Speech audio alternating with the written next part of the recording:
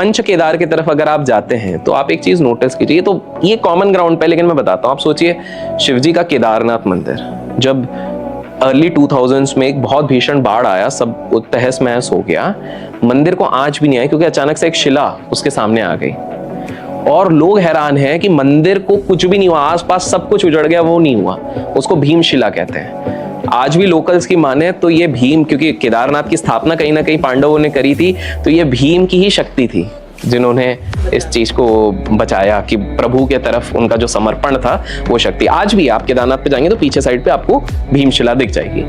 तो आप अगर इस तरह से देखेंगे, आप एलोरा की तरफ चले जाइए, ऊपर से नीचे कटेंगे, समझ में ही नहीं आता कैसा है। अमेरिकन्स ने बोल दिया एलियंस हैं, सबने अपना अपना अलग अलग थ्योरी लगा। एलियंस होते हैं सच में? एलियंस तो होते हैं, बिल्कुल होते हैं। अब तो प्रूव हो रहा है, आप खुद देख लीजिए, 2025 की ही बात है, अच्छा 26 की बात है, 2026 में डोनाल्ड ट्रंप ने खुद ने कहा है, आप जाके न्यूज में देखिए, जहां पर उन्होंने कहा है कि ये जो एरिया 51 हो गया, एलियन वाली फाइल्स हो गई, इन सब चीजों को बाहर निकालो। एरिया 51 नामक एक जगह है जहां पर कि कहा जाता है मानव और एलियन साथ में बैठ के रिसर्च कर रहे हैं और काफी सारी चीजें। उन्होंने ऐसी मशीन निकाल ली है जिससे तूफान लाया जा सकता है, बवंडर लाया जा सकता है, बारिश लाई जा सकती है। ये सारी चीजें उन्होंने बना के रखी है। कहाँ है ये एरिया 51?